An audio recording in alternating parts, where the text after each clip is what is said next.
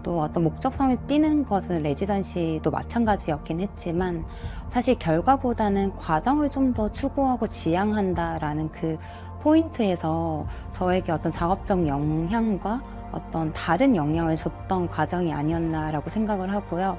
그 덕분에 어떤 결과에 대한 부담을 내려놓고 그 과정 속에서 더 심도 있게 연구를 할 수 있는 그런 시간적 개념을 좀 가지게 됐던 것 같아요. 똑같은 시간이 주어졌다고 해도 그 시간에 대하는 마음에 따라서 그 시간의 어떤 절대적, 상대적 값이 달라지는 것 같은데 저는 그 어떤 시간의 상대성을 조금 경험했던 시간이 아니었나 생각하고 앞으로 또 저희가 더 많은 레지던시 어떤 경험의 기회가 있어서 더 많은 작가들이 결과에 목을 매는 게 아니라 과정에 조금 유의미한 시간을 투자해보고 그 안에서 창작이 얼마나 즐거운지를 좀 경험할 수 있는 기회가 무수히 확대되면 좋지 않을까 이런 생각을 굉장히 많이 했던 것 같습니다. 감사합니다. 네.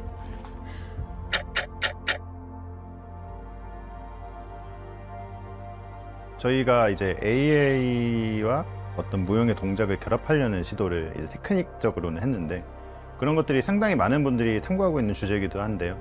그런 것들이 피상적인 결합에서만 끝나는 경우도 많고 저희 이번 작업도 최대한 근본적인 부분에서 결합을 하려고 했지만 뭐 부족한 부분이 있을 수 있을 것 같습니다. 그런 부분을 다른 아티스트들이 끊임없이 탐구하는 것처럼 저희도 저희만의 방식과 그다음에 저희가 좋아하는 뭐 취향 그리고 저희가 가지고 있는 기술을 통해서 어떻게 하면은 AI와 사람이라는 존재가 만나서 어떻게 둘이 더 큰 시너지를 낼 수 있는지를 지속적으로 더 탐구해 볼 생각입니다.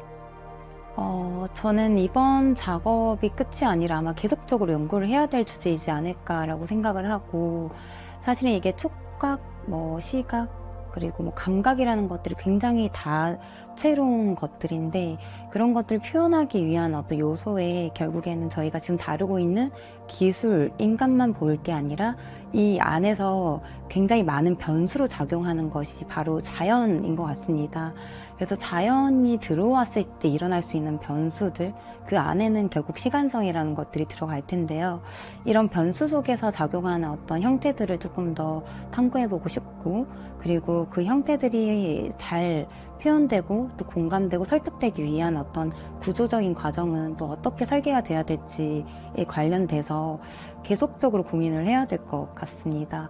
아마 이번 작업에서도 그거의 어떤 일부만을 좀 연구를 할 수밖에 없었던 기간이었던 것 같은데 앞으로도 필립 작가님과 함께 미디어 사운드 그리고 인간 거기에 자연을 좀 더 넣어서 그 변수 속에서의 예측성, 예측 불가능성들을 탐구하는 그런 재미를 조금 누려볼까 생각하고 있습니다.